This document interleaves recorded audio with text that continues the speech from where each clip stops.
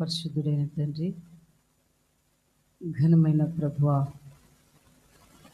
యేసు రక్షక, మీకు స్తుతులు స్తోత్రాలు వందనాలు చెల్లిస్తున్నాం నాయనా. ప్రభువా, ఈ పునరుద్ధాన దినమందు స్వామి మమ్మల్ని అందరినీ కూడా నాయనా నీ పాద సన్నిధికి తీసుకుని వచ్చినందుకు వందనాలు రాజా. ప్రభువా, ఇంతవరకు మీ బిడ్డలైనటువంటి మేమందరం కూడా కలిసి నైనా పాటల ద్వారా నీ నామాన్ని మహింపరచం యేసయ్య. అదే రీతిగా నైనా ఆరాధన ద్వారా మీ నామానికి మహిమ తెచ్చుకున్నారు ప్రభువా, మీకు స్తోత్రాలు తండ్రి. నైనా ఈ సమయం మందు శ్రేష్టమైనటువంటి సమయంలోకి వచ్చి ఉండగా దేవా, మీ ఆత్మ నడిపింపు నాకు దయచేయండి నాయన.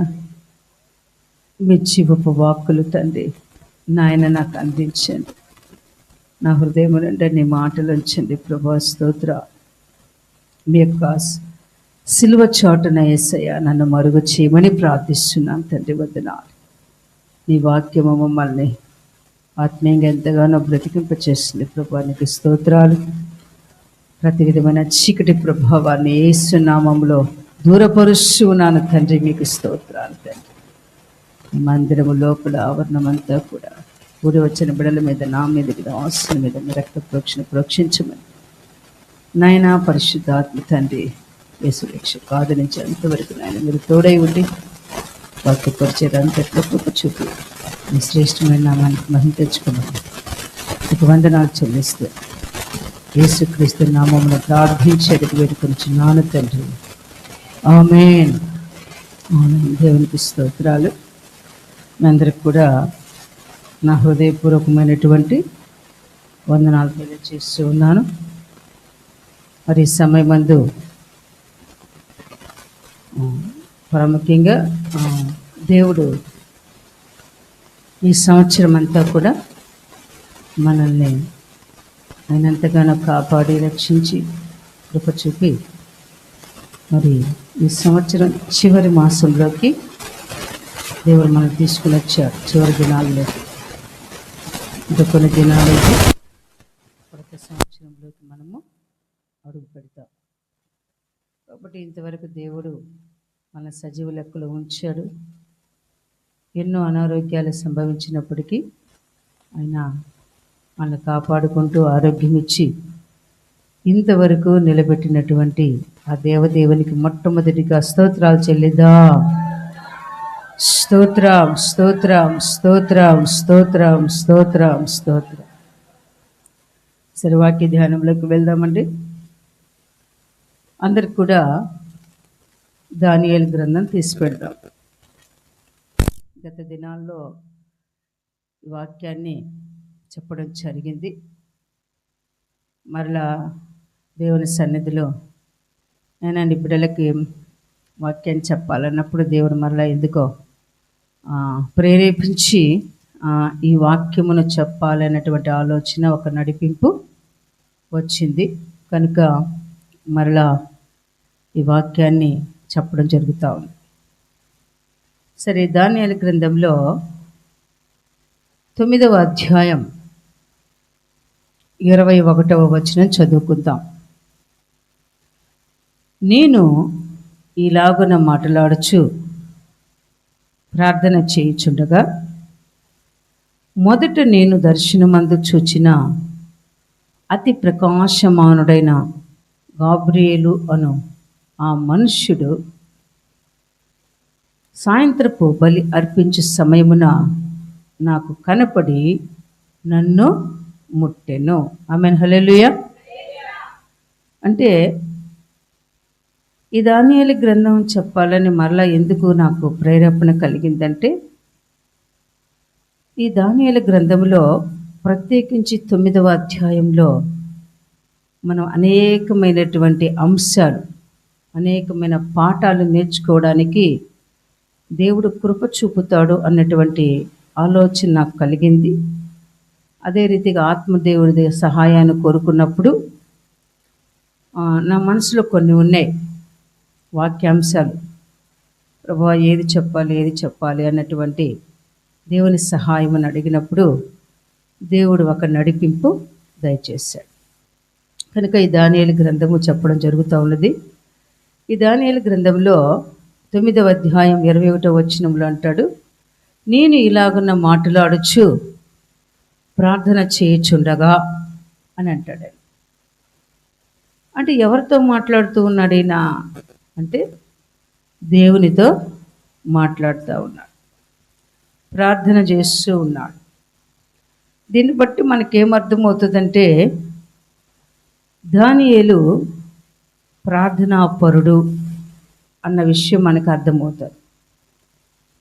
కాబట్టి అలా ప్రార్థిస్తున్నప్పుడు ఏం జరిగిందంటే ఆయన ఒక దర్శనం చూచాడు. ప్రార్థిస్తుండగా ఒక దర్శనము చూచాడండి. ఏం చూచాడు అంటే ప్రకాశమానమైనటువంటి వెలుగుతో నిండినటువంటి ఒక దేవదూత అక్కడ కనిపించింది. ఇక్కడ ఏమిచ్చంటే గాబ్రియేల్ అని ఆ మనుష్యుడు అన్నాడు. గాబ్రియేల్ అంటే మనకి ఎవరు తెలుసు కదా, దేవదూత, సమాచారమును తీసుకొచ్చేటువంటి దేవదూత. అయితే గాబ్రియేల్ అని ఆ మనుష్యుడు సాయంత్రపు బలి అర్పించే సమయమున నాకు కనపడి నన్ను ముట్టాను. అంటే ఈయన ప్రార్థన చేస్తూ ఉన్నాడు. ఆయన ఒక దర్శనం చూచాడు.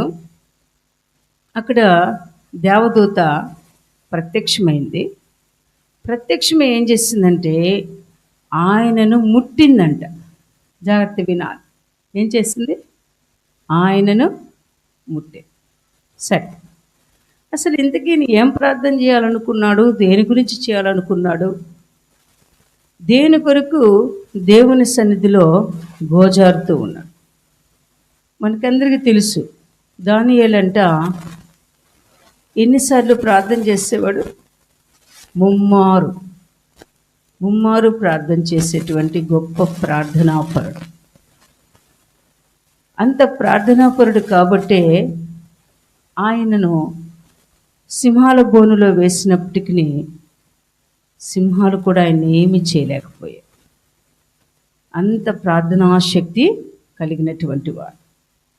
సరే చూద్దాం. దానియేలు గ్రంథం 9వ అధ్యాయం 2వ వచనానికి రండి.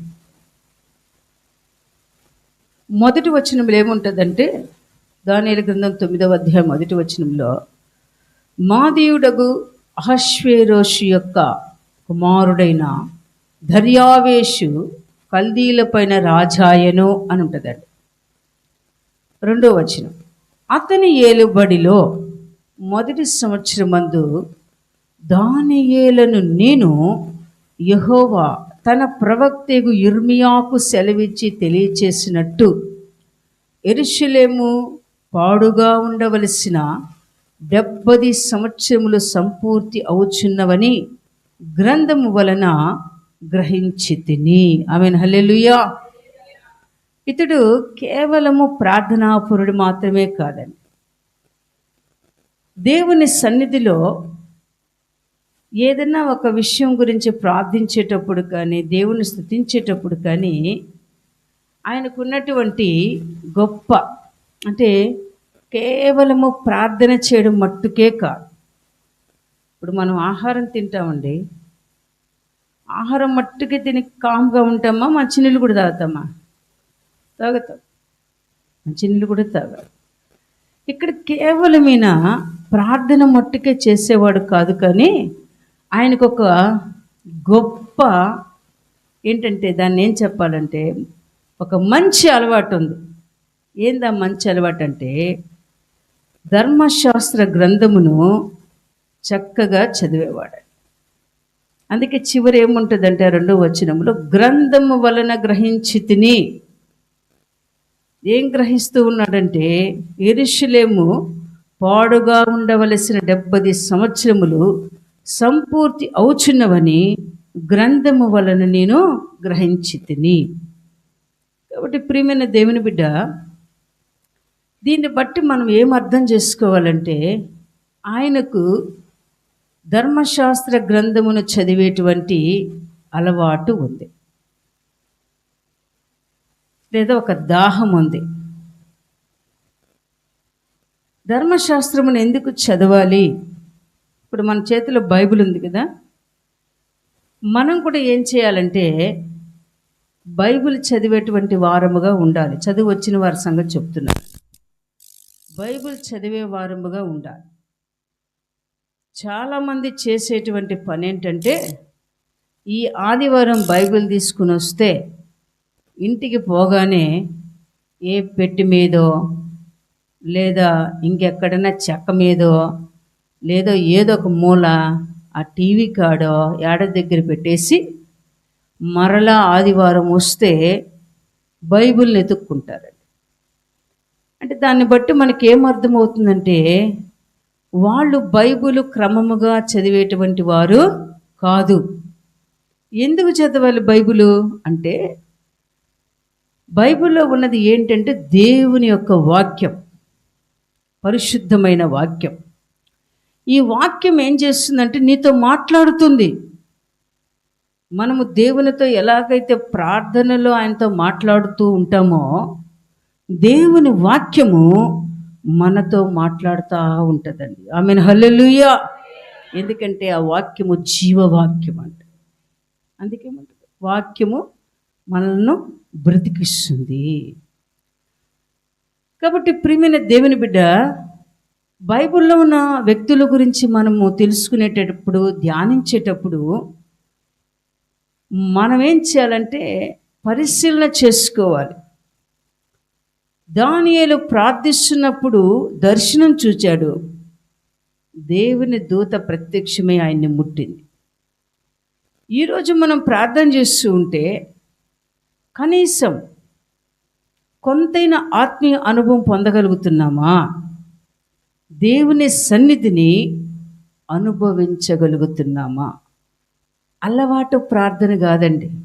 కొంతమందికి అలవాటు ప్రార్థన ఉంటుంది. ఆ అలవాటు ప్రార్థన వల్ల ఏ ప్రయోజనం లేదు.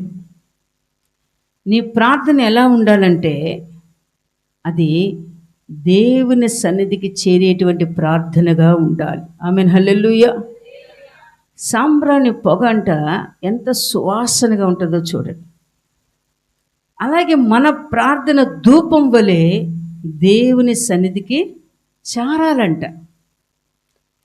ఆ చేరినప్పుడు మనకి సమాధానం కూడా దిగి వస్తూ ఉంటుంది.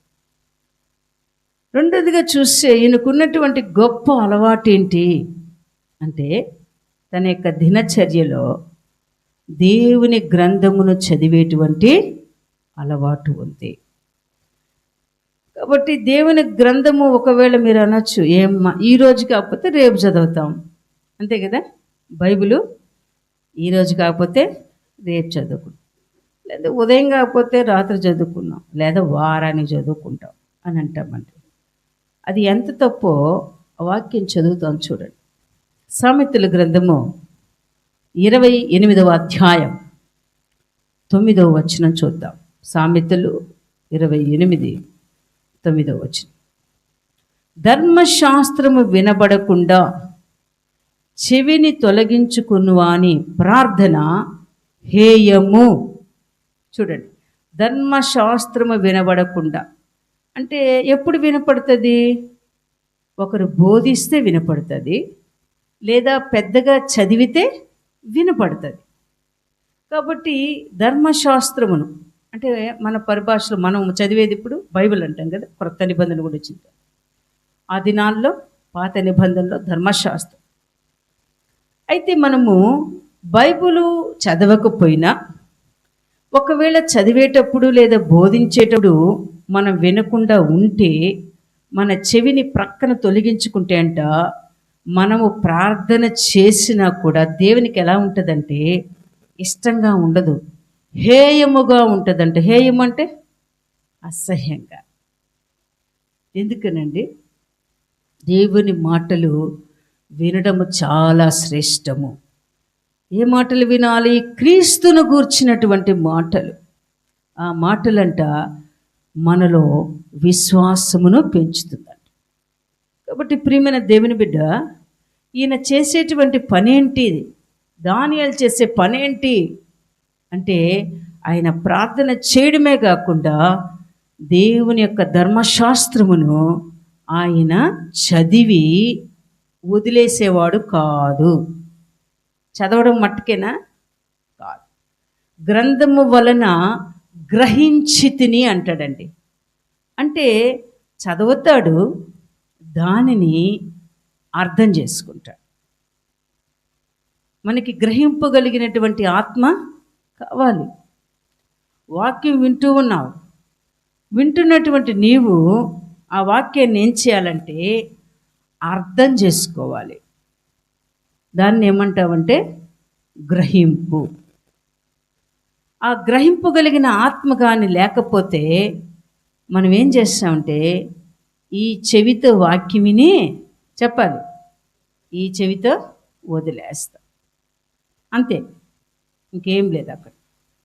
కాబట్టి ప్రియమైన దేవుని బిడ్డ, వాక్యము ద్వారా దేవుడు మనల్ని దర్శిస్తూ ఉన్నప్పుడు దేవుడు నాతో ఏం మాట్లాడుతూ ఉన్నాడు,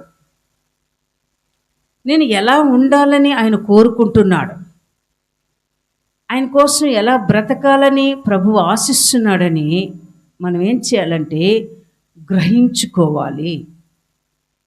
కాబట్టి ఇక్కడ ఏం జరిగిందంటే ఆయన ధర్మశాస్త్రం యొక్క గ్రంథమును చదవడం మాత్రమే కాకుండా దానిని గ్రహించుకున్నాడంట. ఆమేన్, హల్లెలూయా. మొట్టమొదటిగా చూస్తే ఆయన ఎవరంట? ప్రార్థన వరుడు, ప్రార్థన చేసేవాడు. గుర్తుపెట్టుకోండి, ప్రార్థన చేసేవాడు. ఎందుకు ప్రార్థన ప్రార్థన ప్రార్థన ప్రార్థన అని పరిశుద్ధాత్మ దేవుడు ఒకటేమైన ప్రార్థన గురించి మనతో ముచ్చటిస్తున్నాడంటే మనలో ప్రార్థనా జీవితము పోయింది. ఆత్మదేవుడు ఒక విషయాన్ని నొక్కి చెప్పి పదే పదే నీతో మాట్లాడుతున్నాడంటే అర్థమేంటో తెలుసా? గ్రహించుకో, ఆ విషయంలో నువ్వు వెనకబడిపోయి ఉన్నావు. ఒకప్పుడు గంట, 2 గంటలు, 3 గంటలైనా ప్రార్థన చేసేటువంటి మన యొక్క జీవితాలు నేడు ఎలా తయారైందంటే యాంత్రికంగా మారిపోయింది. చెయ్యాలి కాబట్టి చెయ్యాలి, అంతే. కానీ ఆ ప్రార్థన చేస్తున్నప్పుడు దేవా నీ ప్రసన్నతో నేను నింపబడుతున్నానా తండ్రి, అయ్యా నిన్ను స్తుతించి ప్రార్థిస్తూ ఉన్నప్పుడు నాకు దర్శన భాగ్యం కలుగుతూ ఉందా?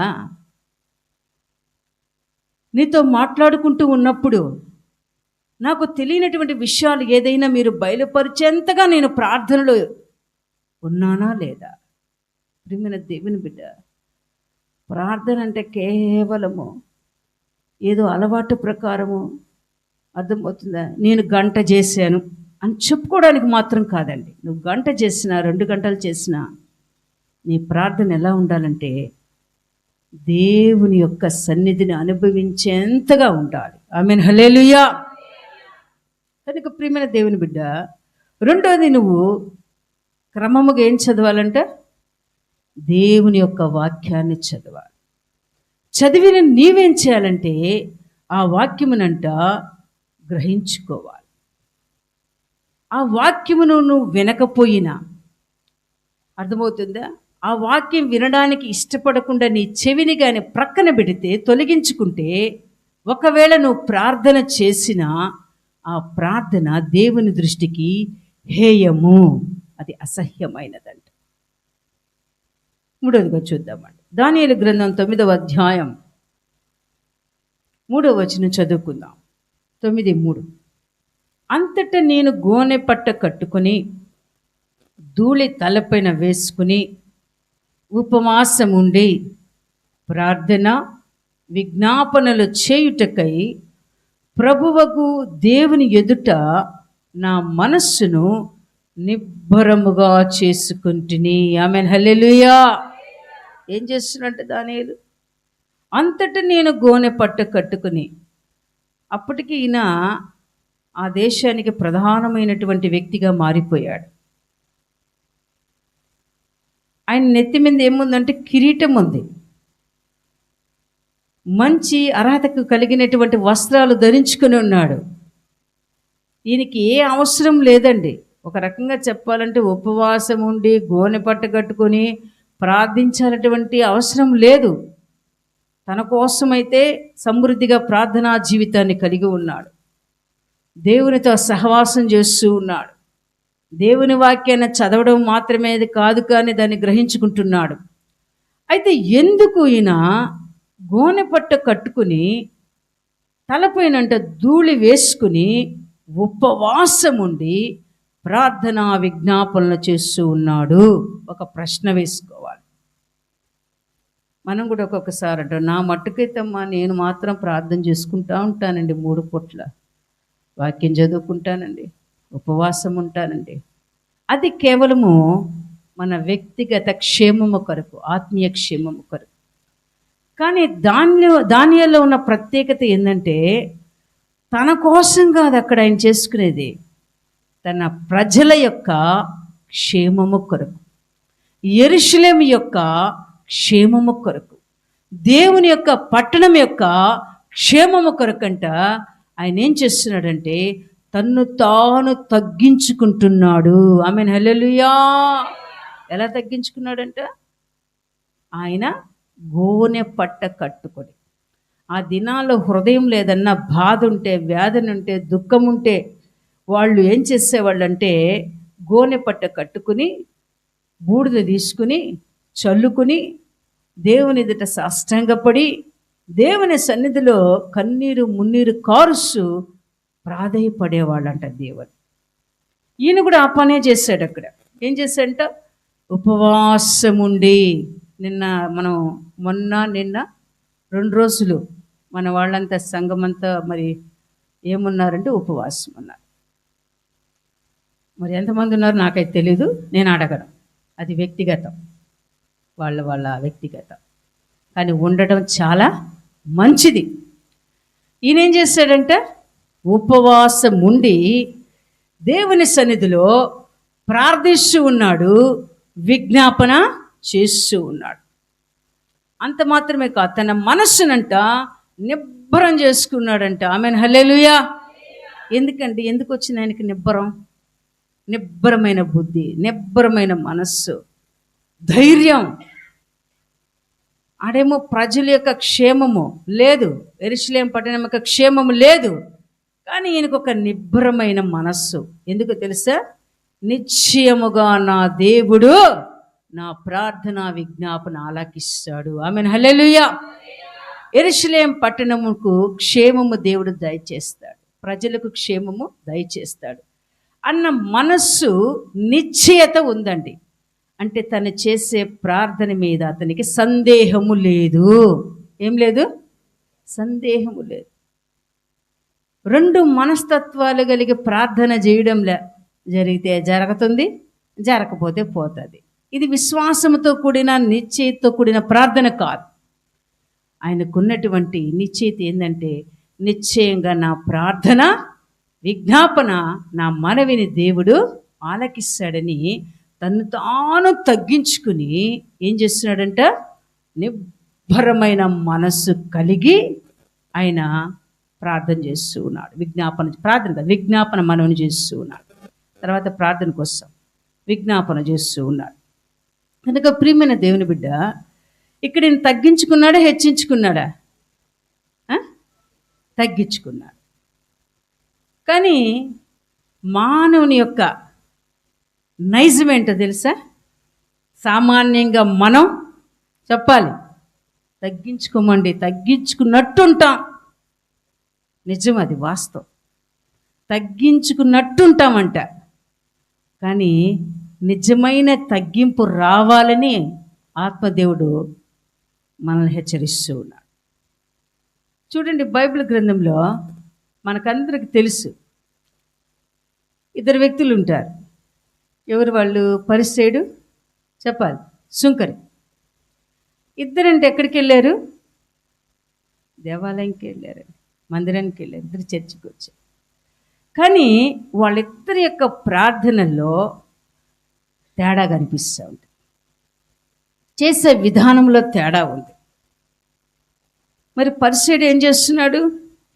అయ్యా, నేను ఉపవాసం ఉంటాను, నీకు ఇవ్వాల్సిన 10వ భాగం కరెక్ట్గా ఇస్తాను వింటున్నారా? నేను వాళ్ళలాగా వీళ్ళలాగా అన్యాయస్తుని కాదు, దొంగతనం చేసేవాడిని కాదు. చూడండి ఆయన ప్రార్థన ఎలా ఉందో. అంత మాత్రమే కాదు, కానీ ఇదిగో ఇక్కడ సుంకరు ఉన్నాడే, పక్కన ఆయన చూపిస్తాడు. ఇతనిలాగా కూడా కాదు నేను. మనం కూడా అప్పుడప్పుడు చేసే పని ఇదే, పోల్చుకుంటాం, ఇతరులతో పోల్చుకుంటాం. ఆమె వారానికి ఒకసారో ఎప్పుడో ప్రార్థన చేస్తుందండి, మాలాగా రోజు ప్రార్థనలో చేయరు. కొంతమంది పండగ క్రైస్తవులుగా వస్తారు, క్రొత్త సంవత్సరం అన్నప్పుడు వస్తారు అని మనం ఏం చేస్తామంటే మనల్ని కొంచెం ఏముంది ఎక్కువగానే ఏం చేస్తాం, హెచ్చించుకుంటాం, వాళ్ళనేమో తగ్గించేస్తాం. ప్రియమైన దేవుని బిడ్డ, ఒకవేళ దేవుడు తలుచుకుంటేనంటే సమస్తం ఆయన చేతిలో ఉంది. పడగొట్టుటకును నిలబెట్టుటకును ఆయన చేతిలో ఉందండి. ఏమో వాళ్ళనే దేవుడు ఆకర్షించి మంచి ప్రార్థనాపరులుగా చేస్తాడేమో. రాబోయే దినాలలో వాళ్ళనే సేవకులుగా వాడుకుంటాడేమో దేవుడు. కనుక ప్రియమైన దేవుని బిడ్డ, ఎవరిని మన చిన్న చూపు చూడకూడదు. అది అర్థం చేసుకుందాం. చిన్న చూపు ఎవరిని కూడా చూడకూడదు, ఎవరిని చూడకూడదు. అంత అర్హత మనకు లేదండి. మనం ఈరోజు క్రమం తప్పకుండా ఒకవేళ ప్రార్థనకు వస్తున్నామంటే అది ఆయన యొక్క కృప, అంతేనా? ప్రార్థనాపరులుగా మారుతూ ఉన్నామంటే అది ఆయన యొక్క కృప. ఆయనకి దగ్గరగా జీవిస్తూ ఉన్నామంటే అది ఆయన యొక్క కృప. కృప ద్వారానే నీకు కలుగుతా ఉంది. కనుక ప్రియమైన దేవుని బిడ్డ, దానియేలు ద్వారా మనం ఏం నేర్చుకోవాలంటే తగ్గింపు జీవితాన్ని నేర్చుకోవాలి. అదే సుంకరేమంటాడండి, అయ్యా ఆకాశం వైపు కన్నులెత్తుటకైనను నాకు అర్హత లేదు నాయన. చూడు ఎంతగా తగ్గించుకున్నాడు. ప్రియమైన దేవుని బిడ్డ, మనం ప్రార్థించేటప్పుడు దేవుడు ఏం చూస్తాడంటే మన హృదయం యొక్క అంతరంగాన్ని చూస్తాడు. ఏం చూస్తాడు? అంతరంగాన్ని చూస్తాడు.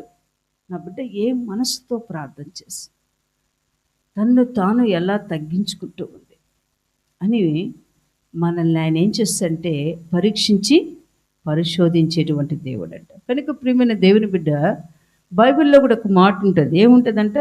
ఆయన అహంకారులను ఎదిరించి దీనులకు కృప అనుగ్రహించువాడు. ఆమేన్, హల్లెలూయా. మనకేం కావాలి? ఆయన కృప కావాలి. ఆయన బలిష్టమైన చేతుల క్రిందంట మనము దీన మనస్కులై ఉంటే కృప నిశ్చయంగా మనకి విస్తరిస్తుంది. కనుక ప్రియమైన దేవుని బిడ్డ, మన ఆత్మీయ జీవితాన్ని పరీక్షించుకుంటాం. ఎందుకని? ఈ సంవత్సరం చివరి దినాల్లోకి వచ్చేసి మనల్ని మనం ఏం చేసుకోవాలి? పరీక్షించుకొని పరిశీలించుకొని, దేవా ప్రార్థన తగ్గిందా పెరిగిందా నా జీవితం? అయ్యా నీ వాక్యమును చదవడము పెరిగిందా తగ్గిందా?